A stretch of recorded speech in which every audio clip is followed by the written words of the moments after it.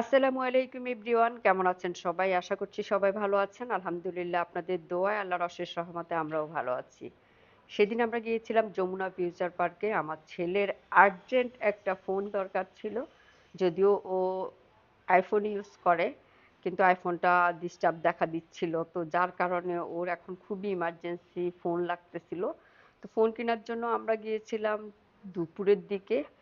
তো গিয়ে আমরা সেখানে ফোন কেনার শেষে ভাবলাম, যেহেতু প্রায় দুপুর ৩টার মতো বেজে গেছে, বাসায় গিয়ে আর খাবো না। যদিও বা বাসায় সব রান্না করাই ছিল, দুপুরের খাবার দাবার রান্না করাই ছিল। তো ভাবলাম না, মা ছেলে অনেকদিন পরে, অনেকদিন ধরে আসলে বাইরে একসাথে কিছু খায় না। যদিও আমার ছেলে সবসময় বাইরের খাবার খেতে খুবই পছন্দ করে, ও বাসায়ও অর্ডার দিয়ে বাইরের খাবার এনে খায়।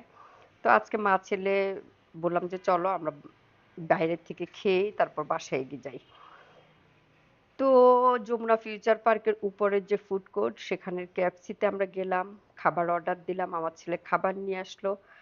আমার ছেলে আমাকে বক্স খুলে দিয়েছে। আমার ছেলে আসলে আমাকে অনেক যত্ন করে, অনেক কেয়ার করে। এটা আসলে বলারও কিছু নাই, সন্তান মার জন্য করবে, এটাই স্বাভাবিক। তো আমরা মা ছেলে অনেক মজা করে খাচ্ছিলাম। মজা করে খাচ্ছিলাম বলতে, দুজন যেহেতু একসাথে খাচ্ছিলাম, যার কারণে ফিলিংসটা অন্যরকম লাগছিল। যদিও আগে আমি আর আমার মেয়ে সবসময় বাইরে গিয়ে খেতাম। ছেলে মানুষ আসলে ওরা ওদের নিজেদের মতো করে থাকতে পছন্দ করে।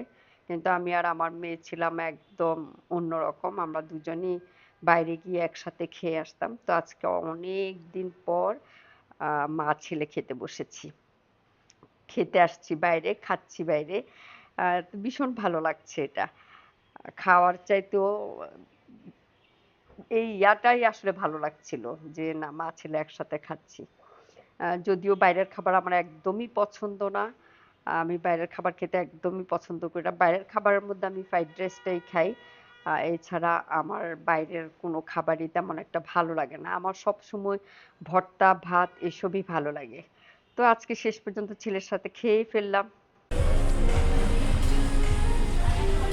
বলো, নতুন ফোন কিনে অনুভূতি বলো। কথা বলবা না, তাহলে চেহারা দেখায় ফেলবো।